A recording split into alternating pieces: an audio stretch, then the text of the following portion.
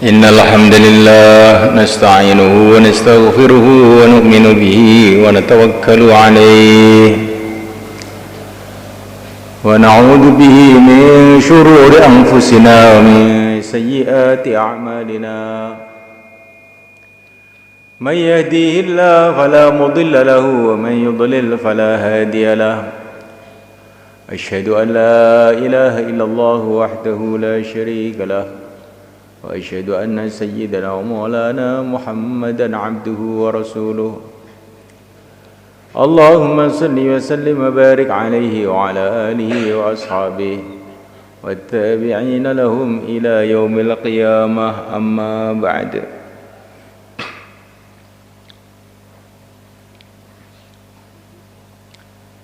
Hadirin dimuliakan Allah SWT,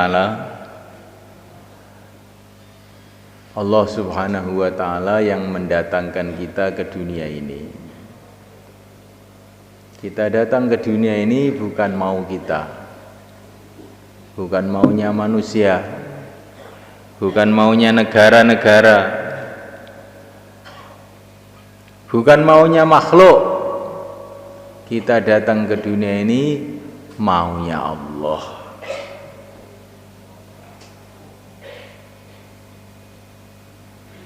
Untuk apa kita didatangkan oleh Allah ke dunia ini? Yang tahu juga hanya Allah. Yang berhak menjawab hanya Allah. Karena hanya Allah sendirilah yang menciptakan kita. Siapa saja, cendekiawan, filosof-filosof, raja-raja, berani mengatakan manusia itu di dunia ini begini, seharusnya begini. Kamu tidak berhak ngomong, tuh nggak berhak, karena kamu tidak menciptakan manusia, kamu tidak menciptakan dunia ini. Semua ciptaan Allah. Yang berhak memberitahu untuk apa manusia didatangkan ke dunia ini juga hanya Allah. Inil hukmu illa lillah. Yang berhak memberikan keputusan hanya Allah. Kamu itu lo nggak punya apa-apa. Walaupun kamu namanya orang kaya, namanya presiden, namanya raja, kamu tuh nggak punya apa-apa. Kerikil satu pun nggak punya, semua milik Allah. Selembar rambut pun nggak punya, semua milik Allah. Diri kamu pun kamu nggak punya, semua milik Allah. Apalagi urusan orang lain, urusan diri kamu sendiri. Saya itu hidup mau begini, kamu juga tidak berhak. Oh, ini kehidupan itu milik Allah, bukan milik kamu. Kamu atur itu loh. Duwe apa kowe?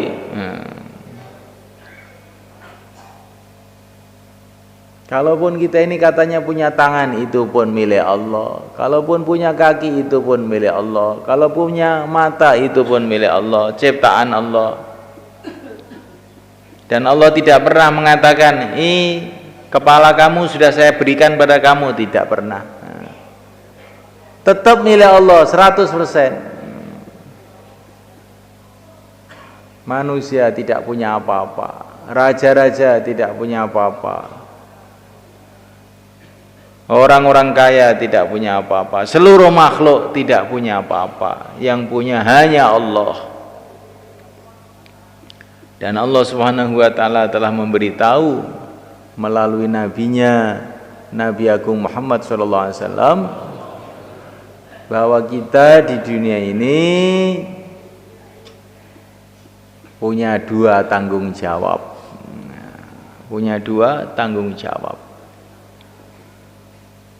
Kalau dua tanggung jawab ini kita kerjakan, maka Allah akan ridho kepada kita. Allah akan memberkati kehidupan kita. Kemudian kita akan dikirim ke surga, kemuliaan kekal abadi selama-lamanya. Kalau kita tidak mengerjakan dua tanggung jawab ini, maka di dunia kita ini akan sengsara, di akhirat dihukum di neraka.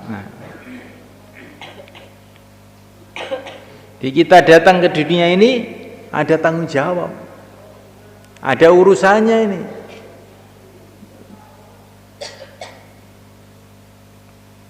Ahasiban nasu ayyutraku sudah? Apakah mengira manusia itu akan dibiarkan hidup tanpa ada urusan? Ada urusannya. Allah kasih kita kehidupan, Allah kasih kita makanan, Allah kasih kita minuman, Allah kasih kita akal, Allah kasih kita penglihatan, Allah kasih kita pendengaran, Allah kasih kita jagat raya ini. Ada urusannya itu nanti, mengerjakan dua tanggung jawab ini atau tidak. Tanggung jawab pertama yaitu usaha menghidupkan agama dalam diri kita sendiri. Agama itu apa? Ikut perintah Allah. Itulah namanya agama. Bagaimana tangannya ikut perintah Allah, kakinya ikut perintah Allah, mulutnya ikut perintah Allah, matanya ikut perintah Allah. Itulah namanya agama. Kita dilatih dalam puasa ini.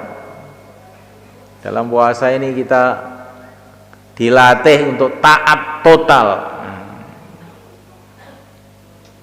Kita ingin makan, tidak makan. Kita ingin minum, tidak minum. Ingin kumpul istri, tidak boleh.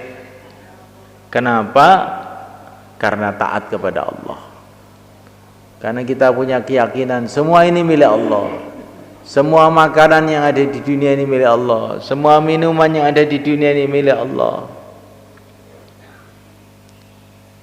Istri kita ini pun juga milik Allah. Kalau Allah mengatakan tidak boleh, tidak boleh. Ya ini istri saya, walaupun istri kamu. Kalau Allah mengatakan boleh, enggak boleh, itu milik Allah. Walaupun itu minuman kamu katanya, tapi itu milik Allah. Allah enggak boleh minum, ya enggak minum. Inilah puasa. Perutnya taat kepada Allah. Ketika perut lapar itu, rasa lapar itu sampai ke otot-otot, sampai ke tulang-tulang, sampai ke mata, jadi nggak enak, sampai ke telinga. Seluruh tubuh kita dalam puasa ini taat kepada Allah. Itulah maknanya puasa. Belajar taat total kepada Allah dalam segala urusan. Kelihatannya meninggalkan makan, meninggalkan minum, meninggalkan ini, meninggalkan itu, tapi hakikatnya ini pendidikan untuk menjadi orang yang takwa. Kutiba alaikumusiyam kama kutiba alal ladzina min qablikum la'allakum tattaqun. Puasa itu maksud tujuannya supaya kita jadi orang yang takwa, taat total. Kenapa kamu makan? Memang sudah lapar, itu bukan takwa. Karena taat perintah Allah, baru itu namanya takwa. Kenapa minum? Haus. Itu sama aja dengan kambing, kalau haus juga minum. Kalau minum karena taat perintah Allah, itu makanan di depannya, minuman di depannya, sudah haus, sudah lapar, masih diem aja. Nunggu apa? Sudah haus kan? Sudah. Nunggu apa enggak minum-minum? Nunggu perintah Allah. Udah lapar? Udah. Kok enggak makan-makan? Nunggu apa? Nunggu perintah Allah. Allahu Akbar. Perintah Allah datang untuk makan ini. Langsung makan, sikat. Ini semalaikan wantal, ini takwa namanya. Bukan kalau ingin dikerjakan kita nanti jadi orang yang tidak takwa, jadi kayak binatang. Binatang itu apa ingin dia kerjakan, ingin makan kerjakan, ingin minum kerjakan, ingin tidur kerjakan. Itulah binatang. Orang takwa tidak begitu, kehidupannya ikut perintah. Ini tanggung jawab yang pertama. Tanggung jawab yang kedua, kita usaha bagaimana umat mengamalkan agama. Tanggung jawabnya itu tuh. Kalaupun kita sudah ngamalkan agama tapi tidak usaha atas umat, juga kita ini belum memenuhi tanggung jawab. Maka semalakan Allah SWT, kita harus memikirkan bagaimana anak kita mengamalkan agama, bagaimana istri kita mengamalkan agama, bagaimana pegawai-pegawai negeri mengamalkan agama, bagaimana tentara-tentara mengamalkan agama. Jabatan kamu itu apa kok mikir banyak sekali orang itu? Ini bukan jabatan, ini perintah Allah. Suruh mikir begitu itu. Siapa yang ngangkat kamu mikir-mikir gitu-gitu? Ini perintah Allah, bukan orang yang ngangkat. Siapa yang ngangkat Rasulullah untuk mikirkan umat? Siapa yang ngangkat para sahabat untuk memikirkan umat? Semua itu adalah perintah Allah. Baginda Nabi alaihissalam 40 tahun beliau diam aja, nggak bicara umat nggak bicara. Karena apa? Belum diperintah. Setelah diperintah, maka beliau mikirkan umat, menangis untuk umat, berpikir untuk umat, lari sana lari sini mendatangi umat. Kenapa? Karena perintah Allah telah datang, tidak ada alasan lain. Beliau bukan karena reaksi terhadap keadaan-keadaan, tidak, karena perintah Allah. Karena perintah Allah lah beliau bergerak, karena perintah Allah lah beliau menangis. Saya ini sebetulnya seneng dakwah, itu seneng saya itu sebetulnya, tapi ini lagi males, loyo. Ya nanti kalau sudah seger lagi berangkat lagi. Jangan begitu. Dakwah itu bukan karena seger, bukan karena semangat. Ini perintah Allah. Abot ya dilakoni, enteng ya dilakoni. Insyaallah malaikan. Ini bukan strategi. Saya itu sebetulnya mau juga ngajak-ngajak orang ke masjid, tapi saya ini bukan kiai, bukan ustadz. Ya saya itu nggak berani, jangan begitu. Ini perintah Allah. Seluruh orang Islam disuruh ngajak-ngajak kepada kebaikan. Ini bukan karena kita kiai, bukan karena kita ustadz, karena ini perintah Allah. Begitulah para nabi, para rasul alaihissalam mengerjakan dakwah karena perintah Allah saja. Di saat dakwah itu dikerjakan hanya perintah Allah, hanya karena perintah Allah, maka barokahnya dakwah tampak. Maka baginda Nabi alaihissalam itu dakwah sendiri, nggak ada teman. Tetapi tidak ada kekuatan apapun di dunia yang bisa menghalang-halangi beliau. Jalan terus. Persia menentang, Romawi menentang, orang Arab menentang, jalan aja terus. Karena beliau ini adalah berjalan karena perintah Allah.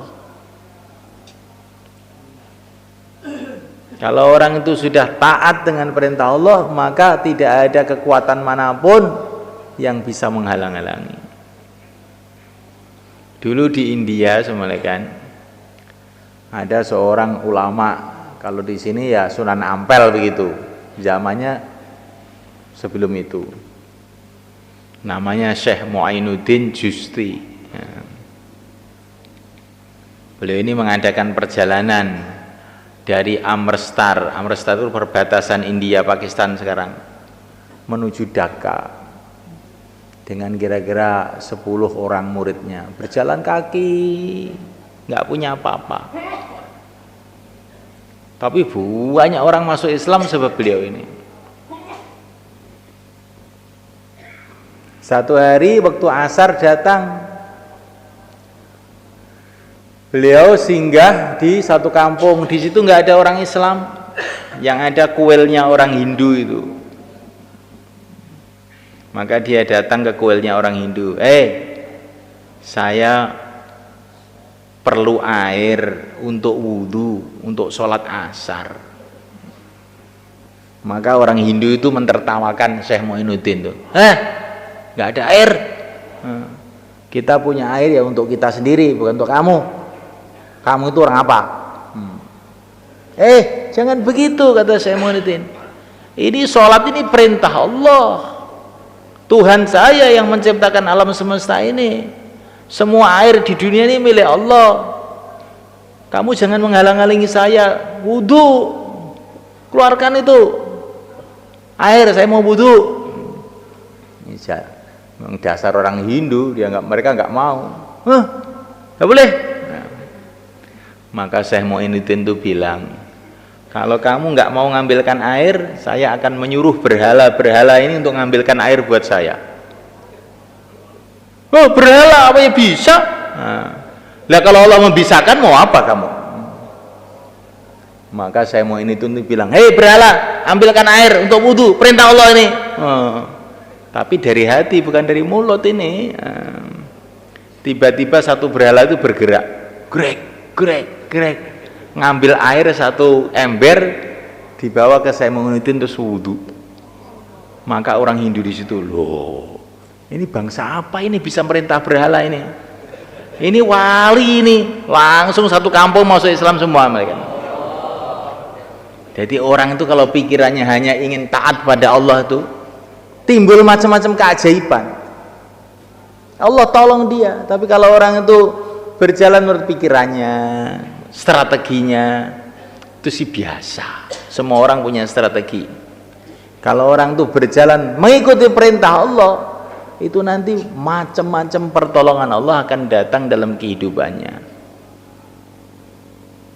Seperti yang mulia Nabi Agung Muhammad SAW. Beliau dakwah bukan karena strategi, bukan karena golongan, bukan karena perintah Allah aja. Maka tiba-tiba berubahlah seluruh dunia pada saat itu. Maka kita ini belajar hidup ikut perintah, bukan hidup ikut utaknya sendiri. Insya Allah malaikat. Bukan ikut otak, ikut yang mencipta otak. Otak boleh digunakan asalkan tidak bertentangan dengan yang menciptakan otak. Seperti Nabi Musa alaihissalam ditanya oleh Allah, apa yang di tangan kanan kamu itu? Ini tongkat, hai Tuhanku, yang aku gunakan untuk bersandaran dalam perjalanan, untuk mencari daun-daun buat kambingku dan macam-macam keperluan. Allah berfirman, alqiha ya Musa, buang tongkat kamu hai Musa. Tongkat dibuang oleh Nabi Musa. Maka tiba-tiba tongkatnya jadi ular gede banget. Maka Nabi Musa lari. Karena apa? Nabi Musa ingin memberikan pelajaran kepada kita. Otak boleh digunakan, perasaan boleh digunakan, asalkan nggak bertentangan dengan perintah Allah. Beliau melihat ular gede, beliau lari. Allah tidak menyalahkan Nabi Musa. Gunakan otak, gunakan pikiran. Ada bahaya ini, maka beliau lari.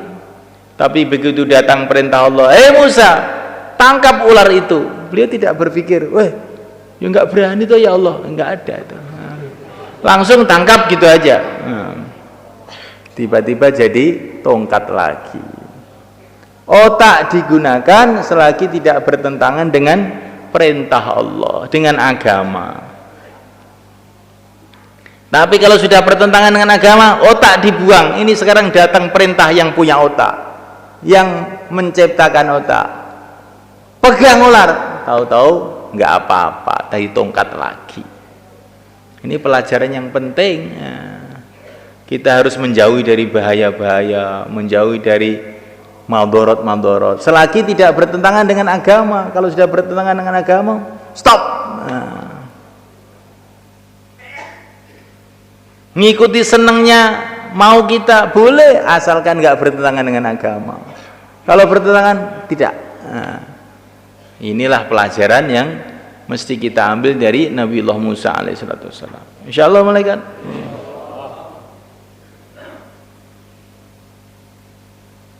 Maka satu hari diceritakan dalam hadits sahabat itu di Madinah itu ada sistem bisnis perdagangan yang banyak mendatangkan keuntungan.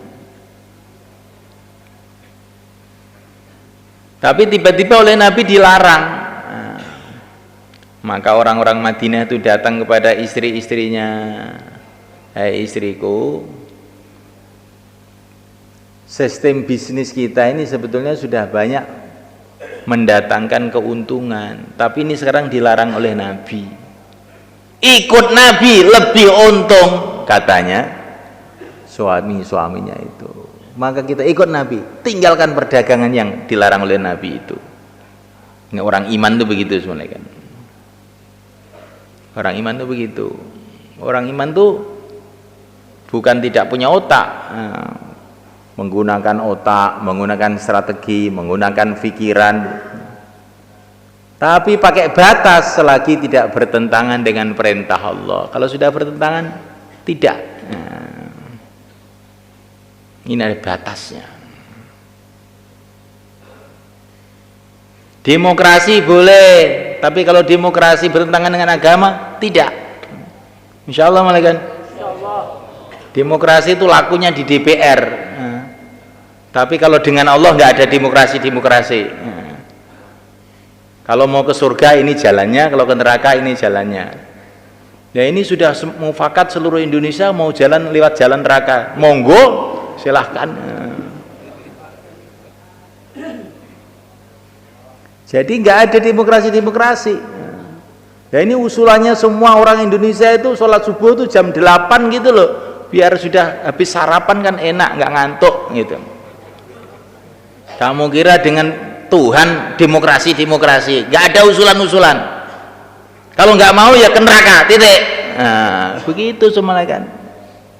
Kita harus paham, berpikir boleh, bikin strategi boleh, tapi kalau sudah di depan Allah adanya sami'na wa ata'na, kami dengar kami taat, nggak ada usulan tuh kalau depan Allah.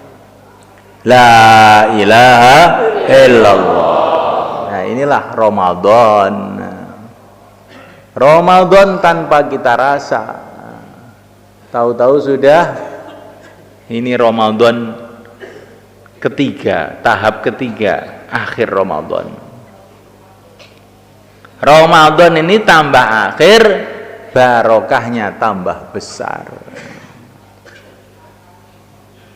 Dalam hari-hari akhir inilah yang dikatakan Nabi, "Aitqun minan nar", pembebasan dari api neraka. Tidak ada musibah yang lebih bahaya, tidak ada masalah yang lebih besar bagi manusia melebihi masuk neraka. Kalaupun seluruh musibah yang ada di dunia ini dikumpulkan jadi satu, seluruh bahaya yang ada di dunia ini dikumpulkan jadi satu, bahayanya penyakit, bahayanya bom nuklir, bahayanya bom atom, bahayanya bom kimia, bahayanya kanker, bahayanya AIDS, bahayanya seluruh bahaya yang ada di dunia ini dikumpulkan jadi satu, seluruh kesusahan yang ada di dunia ini dikumpulkan jadi satu, dilipat gandakan jutaan kali, nggak ada apa-apanya dibandingkan bahayanya neraka. Nggak ada perkara lebih dahsyat, lebih mengerikan melebihi neraka, itu nggak ada.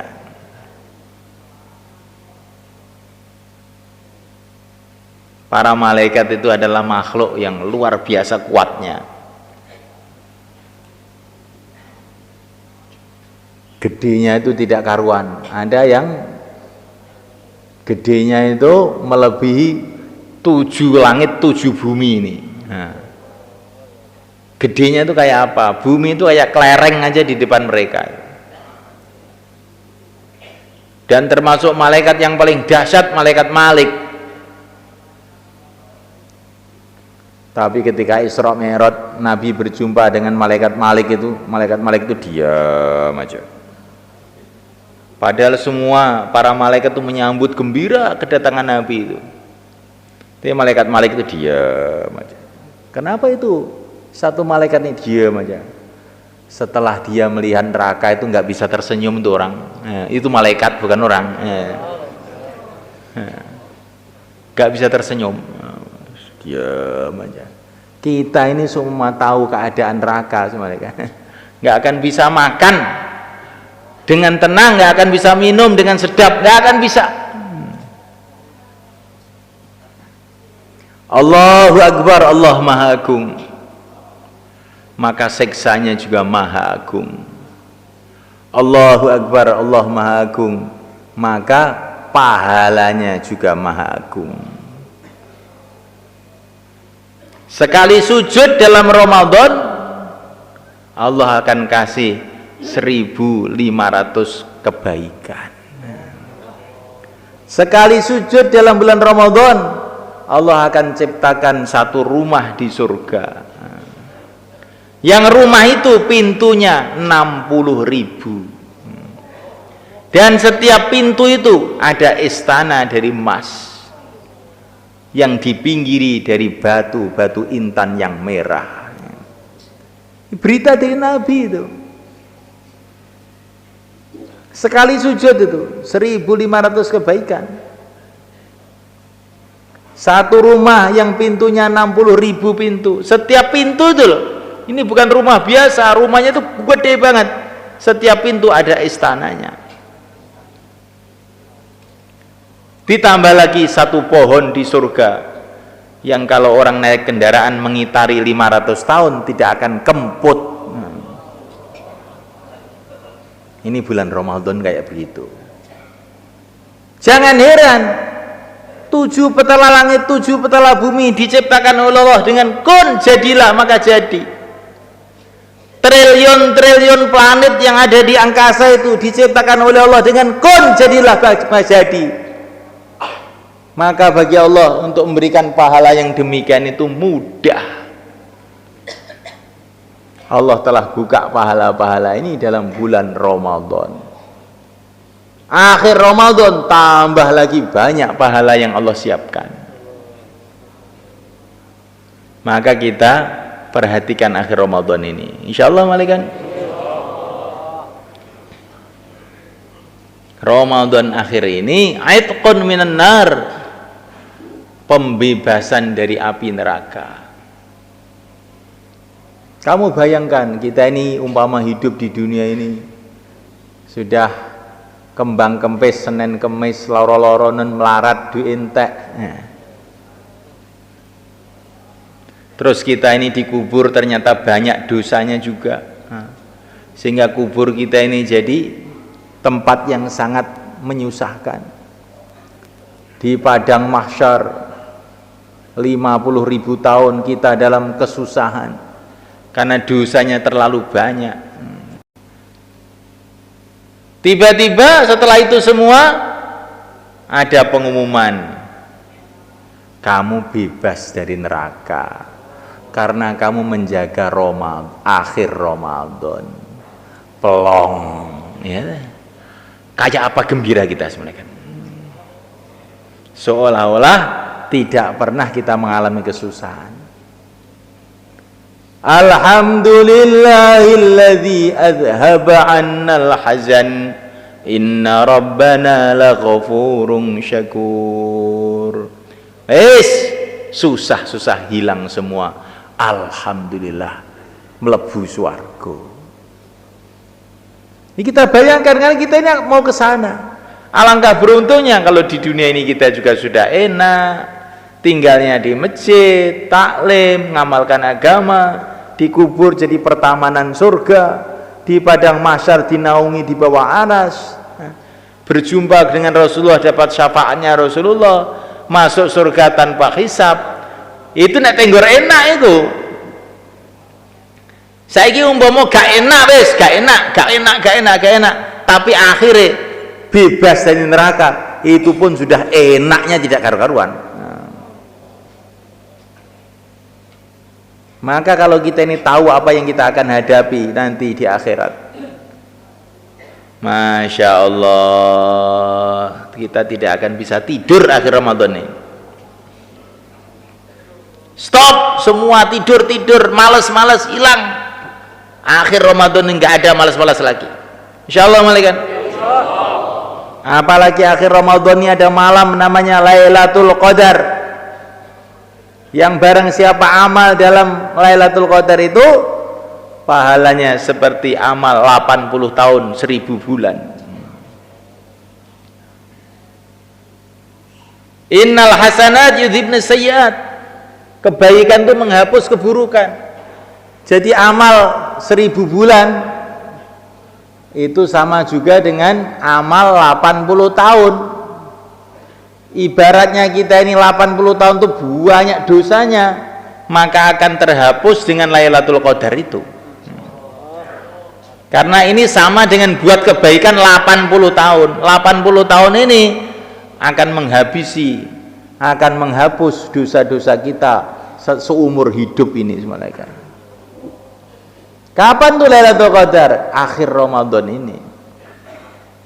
Kok akhir Ramadan ini kita tidak sampai dapat Lailatul Qadar, tidur saja, apalagi nonton televisi, naudzubillah. Kita nanti akan nangis jutaan tahun di akhirat menyesali keteledoran kita itu. Maka akhir Ramadan tuh nggak ada males-males itu. Iktikaf semua, insyaallah, malaikat. Napa malih niki enten sanlat. Injing-injing niku enten sanlat. Anak-anak SMA mau datang ke sini, ada 2.500 orang. Maka kita temani mereka supaya mereka jadi jariah kita ila yaumil qiyamah, insyaallah, malaikat.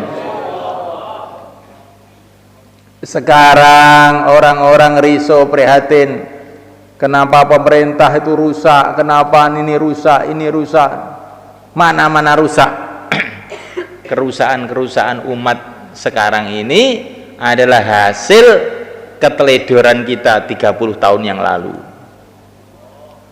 Anak-anak tidak kita bekali iman, tidak kita kenalkan kepada Allah dan Rasulnya, tidak kita kenalkan kepada negeri akhirat, sehingga berjalan menurut nafsunya, akhirnya bikin masalah di seluruh dunia.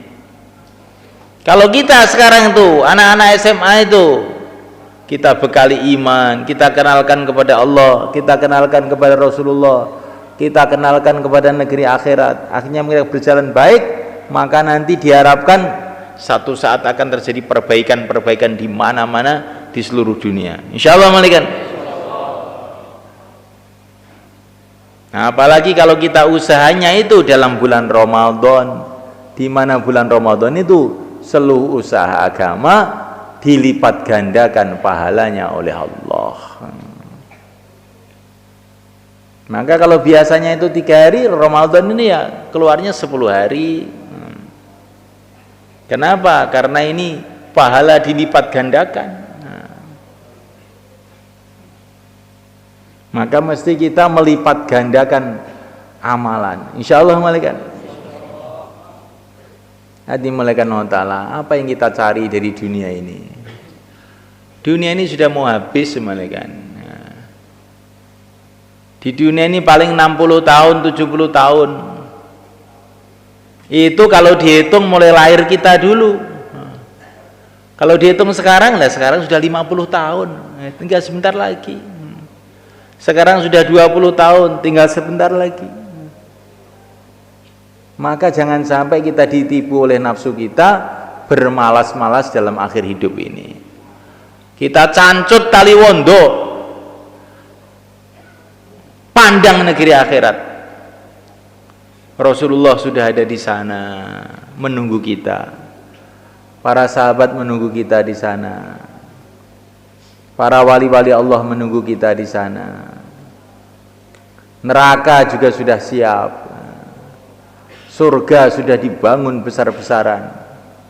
Bidadari-bidadari sedang dihias. Istana-istana surga sedang disiapkan. Kita sibuk dengan dunia, alangkah ruginya kita ini. Kita sibuk dengan kemalasan kita, alangkah ruginya kita ini semalakan. Maka semalakan inilah waktunya kita habis-habisan memikirkan akhirat kita. Barang siapa yang menjadikan hidupnya seperti puasa, Allah SWT akan jadikan matinya seperti hari raya. Hari raya ketemu ayah, ketemu ibu, ketemu teman-teman. Kalau hari rayanya orang yang amal agama ini, ketemu para nabi, ketemu para rasul, ketemu para wali, masuk dalam surga. Hari rayanya bukan sehari dua hari, hari raya selama-lamanya.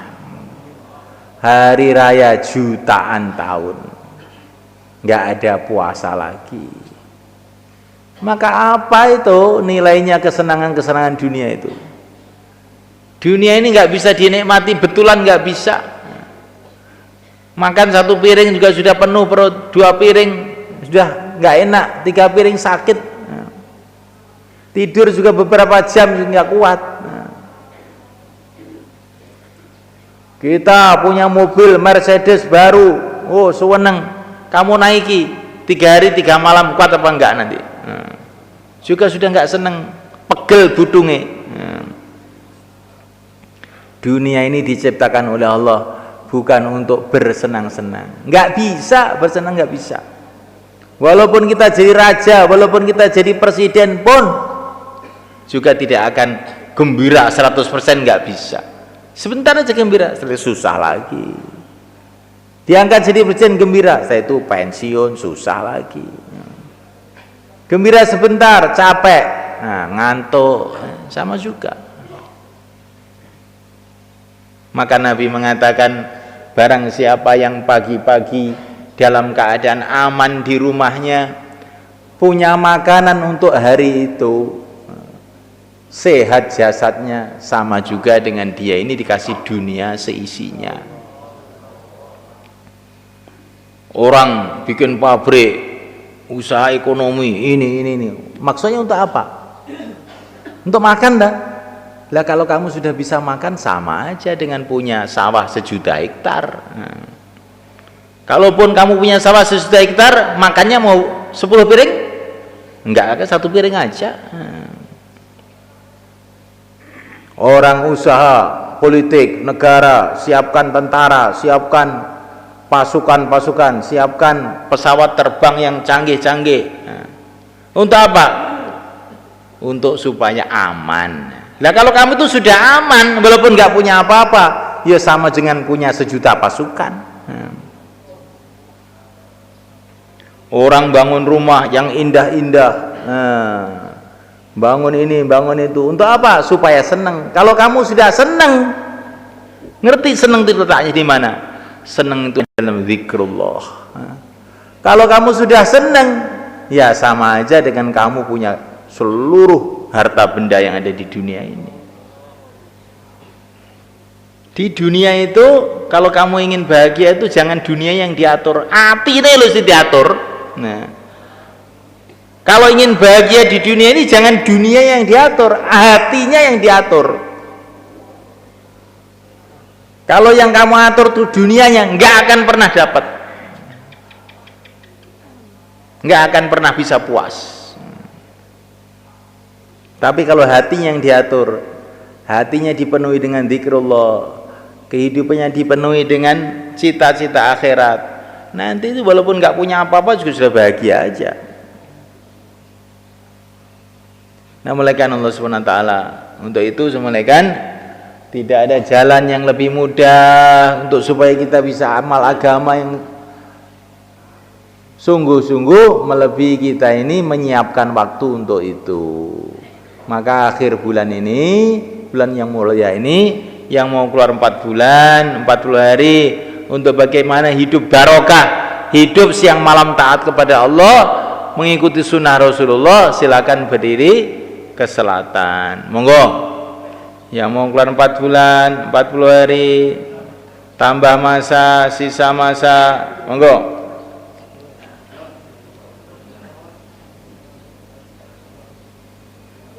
Monggo ngidul se, Mbah, monggo.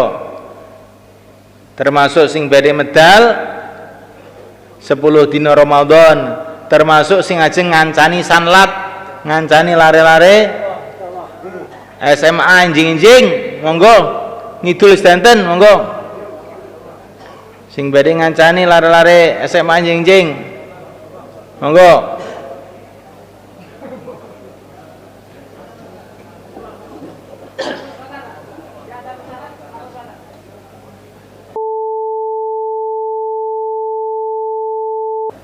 Ngidul ini lah ngidul.